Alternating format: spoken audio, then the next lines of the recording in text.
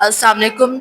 9th class हम लोगों ने केमिस्ट्री का चैप्टर 4 पढ़ा है, स्टोइचियोमेट्री। स्टोइचियोमेट्री क्या होता है कि हम लोग कैसे हम प्रोडक्ट पेपर है हमारे पास एनिमल कंपाउंड, उसके हम लोगों ने स्ट्रक्चर पढ़ने होते हैं कि उसका फार्मूला कैसे हम एक्सप्लेन कर सकते हैं, कैसे उसका मॉलिक्यूलर फार्मूला या कंपाउंड में या क्या मिक्सचर में कैसे पढ़ सकते हैं उसको। तो हमारा फर्स्ट टॉपिक ये है एम्पिरिकल फार्मूला।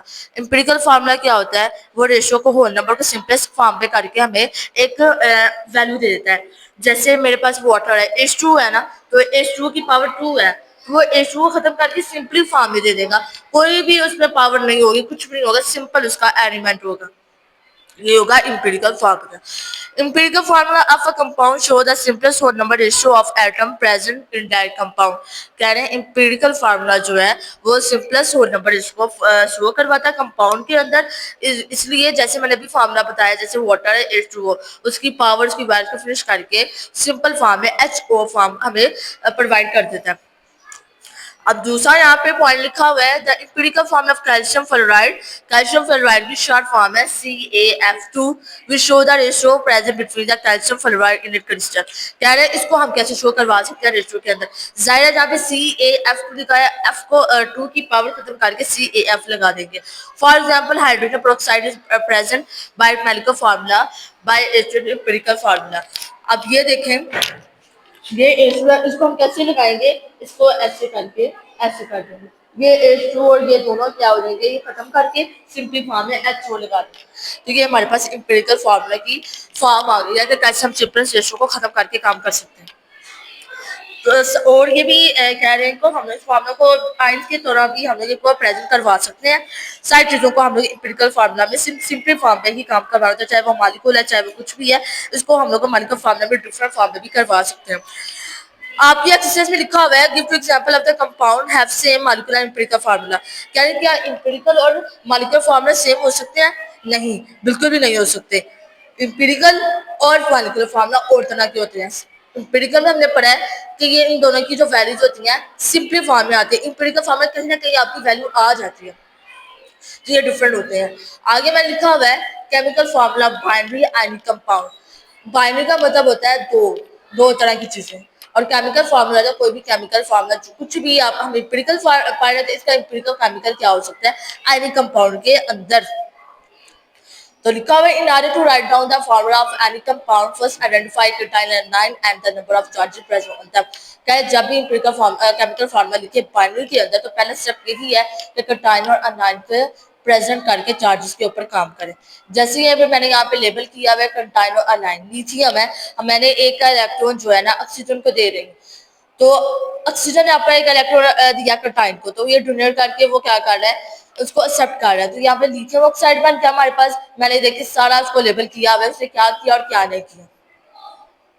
इसी तरह एल्यूमिनियम में किया कि केटाइन का क्या काम कर रहा है और अनायन क्या काम कर रहा है। केटाइन की अगर केटाइन की मैं आपको बात करूँ, केटाइन जो होता है ना अपना एक इलेक्ट्रॉन दे रहा होता है, अनायन क्या कर रहा होता है एक इलेक्ट्रॉन ले रहा होता है, एक्सेप्ट कर रहा होता है, क्योंकि इसने अपने जो ओक्टा रूल के मुताबिक काम करना होता है केटाइन और अनायन ने एक बॉन्डिंग बनानी होती है। अगर आपको याद हो चैप्टर 3 में हमने केटाइन और अनायन कहाँ पढ़ा था, इलेक्ट्रोनेगेटिविटी में पढ़ा था और इलेक्ट्रोपॉजिटिविटी में पढ़ा था। इलेक्ट्रोनेगेटिविटी में हमने ये पढ़ा था कि जिसके पास हाई इलेक्ट्रोनेगेटिविटी हो वो हमारे पास क्या होता है अनायन होता है, और इलेक्ट्रोपॉजिटिविटी में हमने पढ़ा था जिसके पास हाई पॉजिटिविटी हो वो क्या होता है केटाइन। हम लोगों ने ये दो चीजें पढ़ी थी चैप्टर 3 के अंदर। सेम यहीं पे हम लोगों ने ये पढ़ना है साइन के चार्जेस को ड्रॉप करने के लिए केटाइन के और अनायन के। पॉजिटिव और नेगेटिव शो करवाना है। केटाइन पॉजिटिव की तरह होता है, अनायन नेगेटिव की तरह होता है।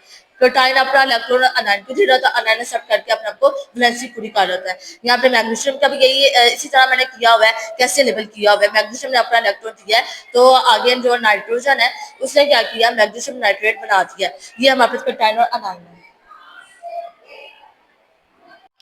ये हमारे पास chemical formula binary ionic compound. Binary भी दो तरह, मैंने अभी आपको बताया दो तरह। पहले तो ये है उसको आइडेंटिफाई करवाएं कि ये है क्या, दूसरा ये है कि उसको केटाइन और आयन के मुताबिक काम करें, फिर उसके बाद न्यूट्रल कंपाउंड की तरह काम करें। इसको स्टेप बाय स्टेप काम करेंगे तो ये हमारा लेवल हमारा ये जो हमारा स्ट्रक्चर फार्मूला केमिकल कंपाउंड में सही हो जाएगा।